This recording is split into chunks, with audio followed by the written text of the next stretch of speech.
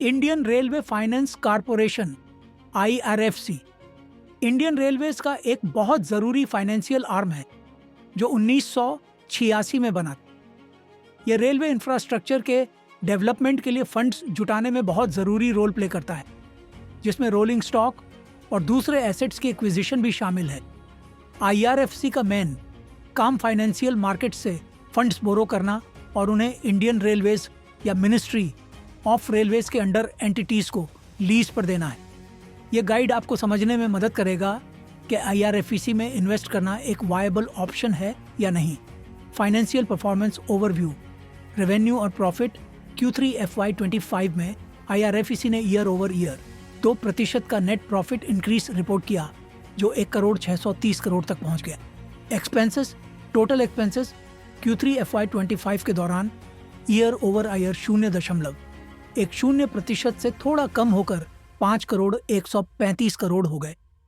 Earnings पर share तीसरे तिमाही फाइनेंशियल ईयर 2024 में ₹1.22 से बढ़कर तीसरे तिमाही फाइनेंशियल ईयर 2025 में ₹1.25 हो गया।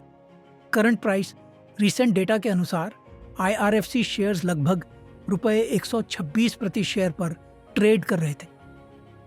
रिटर्न्स, पिछले 3 सालों में स्टॉक ने 467% से ज्यादा के रिटर्न्स के साथ एक इम्प्रेसिव ग्रोथ रेट दिखाया है।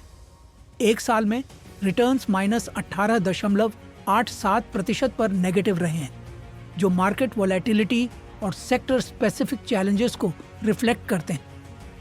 शॉर्ट टर्म फ्लक्चुएशंस, स्टॉक ने मार्केट कंडीशंस के कारण significant short term price movements देखे हैं।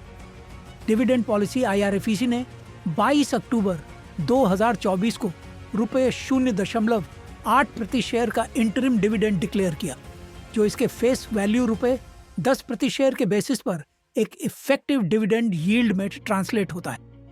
ग्रोथ प्रोस्पेक्ट्स, इंफ्रास्ट्रक्चर डेवलपमेंट, जैसे जैसे India high speed trains on freight corridors जैसे प्रोजेक्ट्स के थ्रू रेल इंफ्रास्ट्रक्चर को मॉडर्नाइज करने के लिए पुश कर रहा है, IRFC को सिग्निफिकेंटली बेनिफिट होने की उम्मीद है। गवर्नमेंट सपोर्ट, एक PSU होने के नाते जिसमें सिग्निफिकेंट गवर्नमेंट स्टेक होल्डिंग 61% है, इसे स्ट्रॉन्ग बैकिंग मिलती है, जिससे फेवरेबल पॉलिसी सपोर्ट मिल सकता है। लॉन्ग टर्म लीजिंग मॉडल, इसका business model long term lease के through stable cash flow provide करता है। रिस्क, मार्केट वोलेटिलिटी, किसी भी स्टॉक इन्वेस्टमेंट की तरह यह ब्रॉडर मार्केट ट्रेंड्स के लिए ससेप्टेबल है। केनपॉ, interest rate fluctuations, interest rates में चेंजेस IRFC के बोरोइंग कॉस्ट्स को अफेक्ट कर सकते हैं। गवर्नमेंट पॉलिसीज पर डिपेंडेंस, गवर्नमेंट पॉलिसीज में कोई भी एडवर्स चेंज ऑपरेशंस को इम्पैक्ट कर सकता है। जब IRFC में इन्वेस्ट करने पर विचार करें, मार्केट वोलेटिलिटी के लिए इसके एक्सपोजर को देखते हुए अपनी रिस्क टॉलरेंस का असेस करें। इंफ्रास्ट्रक्चर डेवलपमेंट प्लान्स द्वारा driven long term growth potential पर विचार करें। इवैल्यूएट करें कि आपके इन्वेस्टमेंट गोल्स डिविडेंड्स द्वारा प्रोवाइडेड स्टेबल इनकम स्ट्रीम्स के साथ कितनी अच्छी तरह अलाइन होते हैं।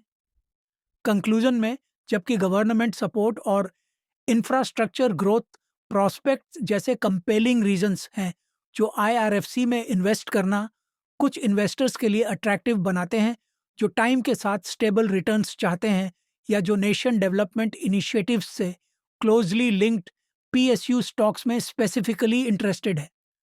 दूसरे लोग लार्जली इसलिए डिटेयर हो सकते हैं क्योंकि वे जनरली इस पर्टिकुलर सेक्टर के अंदर हायर रिस्क परसीव करते हैं। साथ ही फ्लक्चुएटिंग इकोनॉमिक कंडीशंस भी प्रॉफिटेबिलिटी मार्जिन्स को अफेक्ट कर रही हैं, जो आज ग्लोबली सभी इंडस्ट्रीज में हो रहा है। अल्टीमेटली आपको इन्वेस्ट करना चाहिए या नहीं, यह आपके पर्सनल फाइनेंशियल गोल्स और रिस्क एपेटाइट पर डिपेंड करता है, जो नेशन इंफ्रास्ट्रक्चर डेवलपमेंट से क्लोजली लिंक्ड PSU स्टॉक्स के बारे में है, जो करंटली ग्लोबली चल रहे ब्रॉडर इकोनॉमिक फ्लक्चुएशंस के बीच है।